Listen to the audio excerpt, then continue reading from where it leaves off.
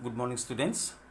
So today we'll do some reactions of carboxylic acid. Yesterday we have done reactions, but some reactions are left.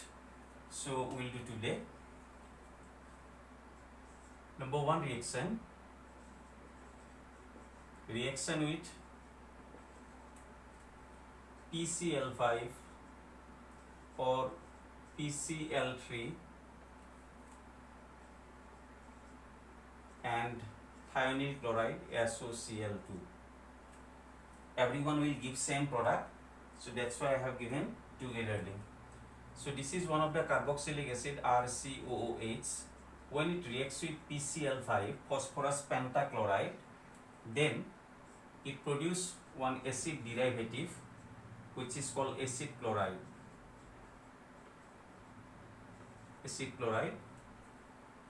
And side product will be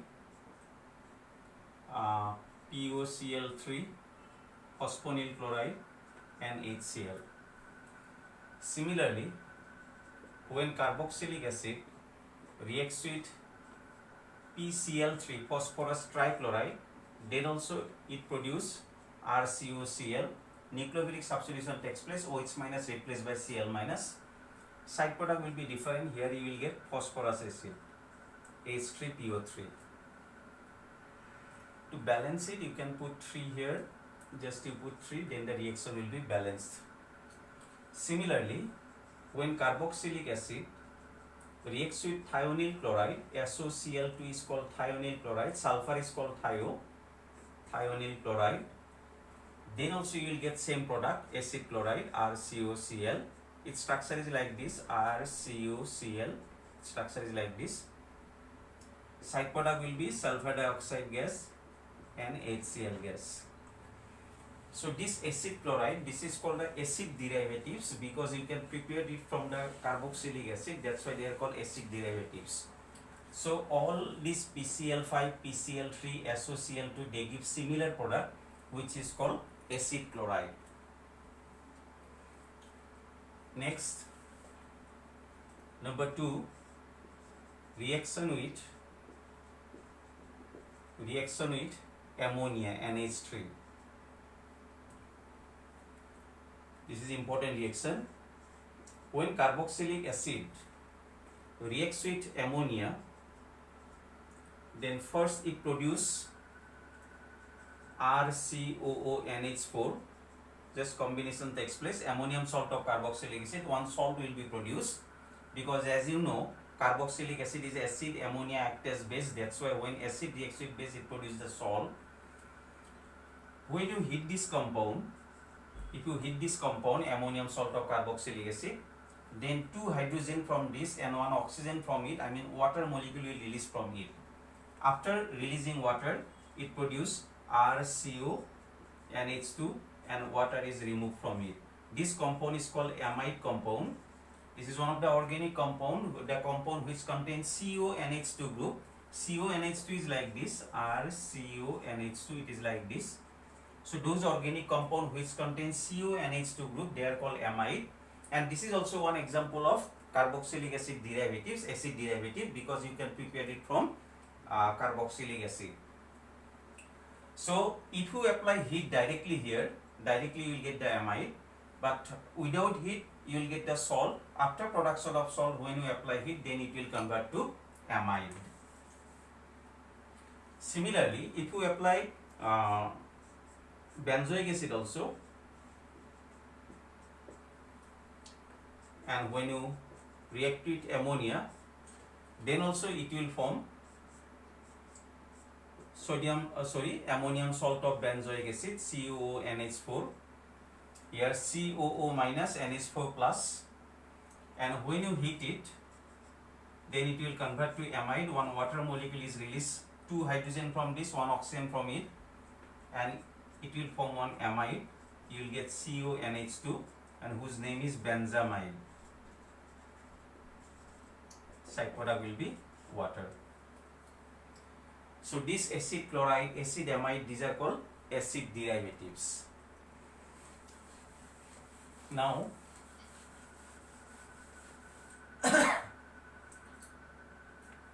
reaction with number 3. Reaction with P2O5, which is called phosphorus pentoxide. When carboxylic acid,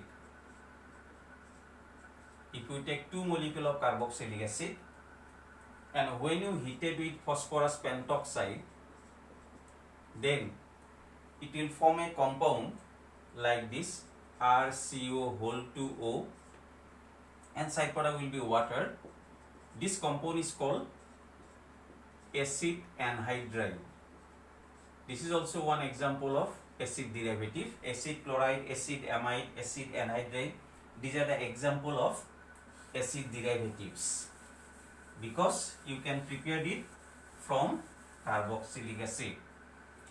If you do not understand this reaction, actually reaction is like this, RCOOH, and this is another RCOOH.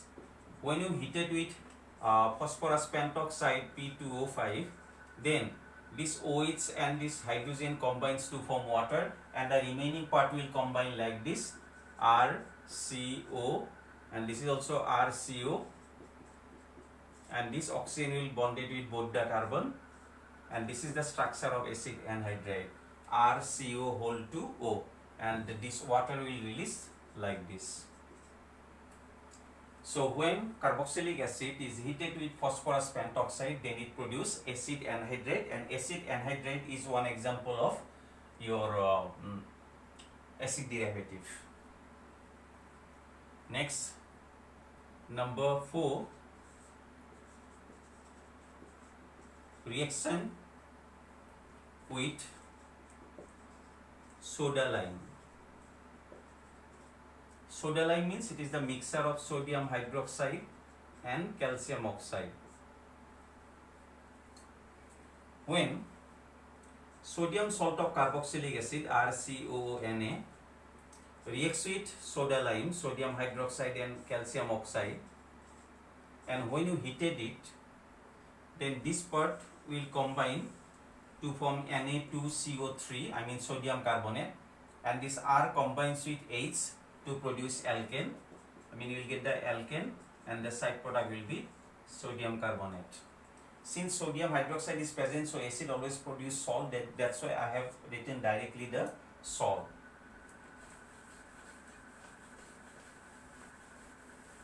Similarly,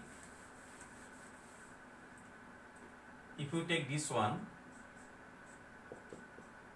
this is called sodium salt of benzoic acid. When you react with sodium hydroxide and calcium oxide, I mean soda lime, then this part will combine to form sodium carbonate, and the hydrogen will occupy that position. It will form benzene. It will form benzene, and side product will be Na2CO3. This reaction is called decarboxylation reaction. This reaction is also called decarboxylation reaction.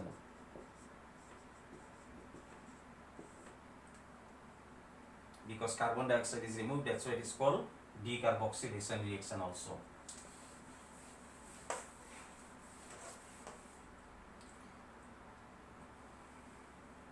Now, reduction of carboxylic acid, reduction of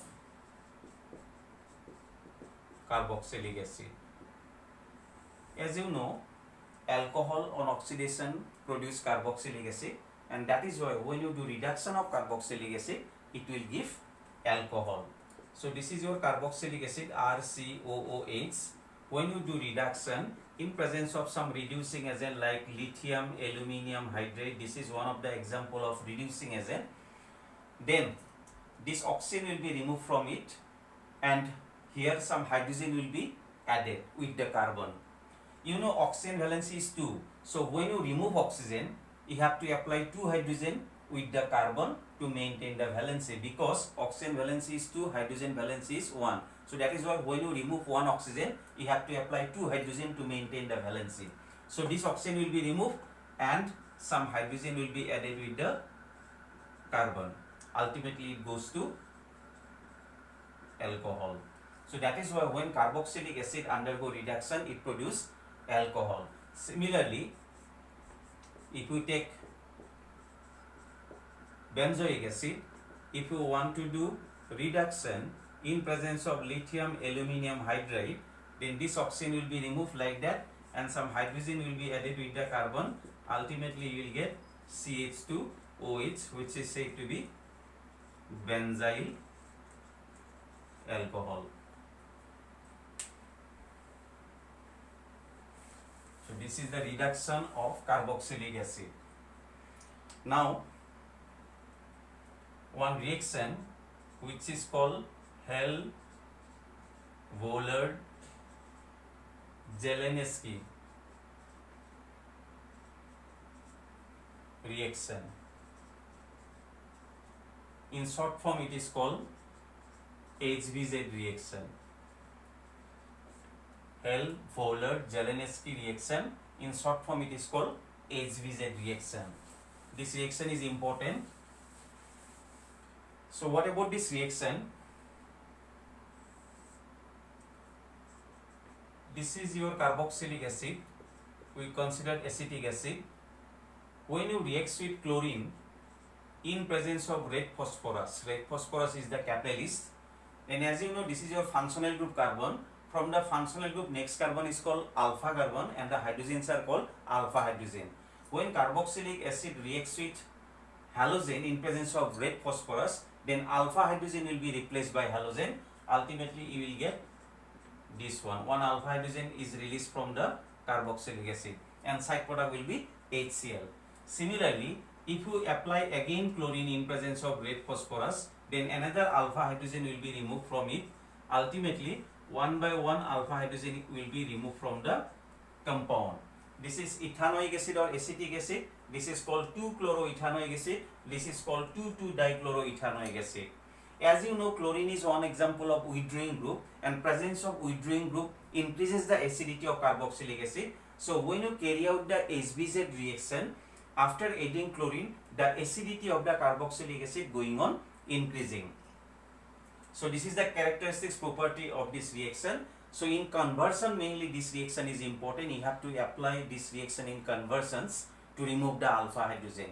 So in HBZ reaction, only the alpha hydrogens are removed from the carboxylic acid. Thank you.